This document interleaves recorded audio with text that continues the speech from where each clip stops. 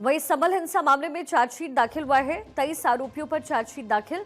सांसद जियाउर रहमान बर्क का भी नाम है। उत्तर प्रदेश के संभल में 24 नवंबर को हिंसा हुई थी और इस पूरे मामले को लेकर के चार्जशीट अब फाइल हुई है। संभल हिंसा मामले में चार्जशीट दाखिल हुई। 23 आरोपियों पर चार्जशीट दाखिल हुई है। सांसद जियाउर रहमान बर्क का भी नाम है।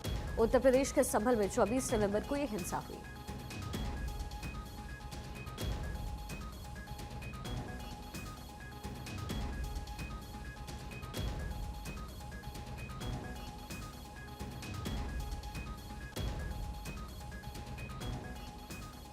नीलेश चौहान मेरे सहयोगी कनेक्टेड है। नीलेश, क्या इन्फॉर्मेशन है आपके पास?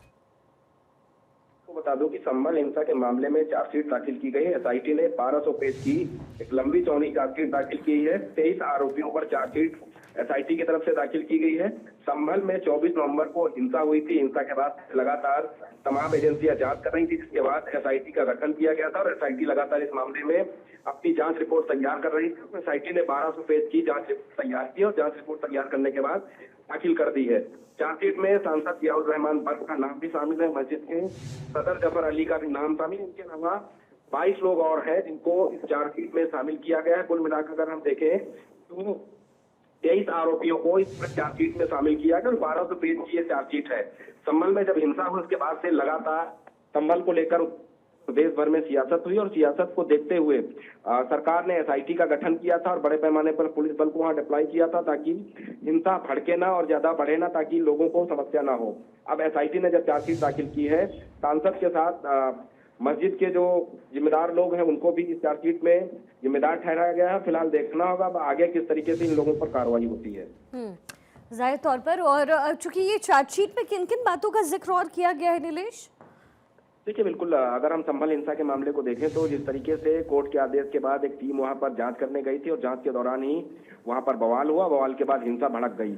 हिंसा किन लोगों ने भड़काई, क्या वजह रही, उन तमाम पहलुओं का चार्जशीट में जिक्र किया गया और कौन कौन लोग थे जिन्होंने सोची समझी साजिश के तहत संभल में हिंसा भड़काई, हिंदू मुस्लिम दंगा कराने का प्रयास किया। उन तमाम पहलुओं को इस चार्जशीट में रखा गया है और रखने के साथ साथ 1200 पेज की एक लंबी चार्जशीट तैयार की गई है। और चार्जशीट में यह भी जिक्र किया गया है कि जो 23 लोग थे उनकी क्या क्या भूमिका वो संभल हिंसा के दौरान रही, सांसद की क्या भूमिका रही है, मस्जिद के जो जिम्मेदार लोग थे, इमाम हो या कुछ और लोग हों, उनकी क्या भूमिका रही है। उन तमाम लोगों का इस 1200 पेज की चार्जशीट में जिक्र किया गया है और किस तरीके से इस पूरी घटना को अंजाम दिया गया, पत्थर कहां से चलाए गए, जो खोखे बरामद हुए थे विदेशी कारतूसों के, वो कहां से संभल तक पहुंचे, उन तमाम चीजों का जिक्र इस चार्जशीट में किया गया है। फिलहाल अब आगे किस तरीके से कार्रवाई होती है, क्योंकि एसआईटी ने अपनी जांच रिपोर्ट पूरी करके दाखिल कर दी है और अब आगे पुलिस और सरकार की तरफ से क्या कुछ एक्शन होता है देखने वाली बात होगी। चलिए ठीक है नीलेश, बहुत शुक्रिया इस पूरी इन्फॉर्मेशन के लिए।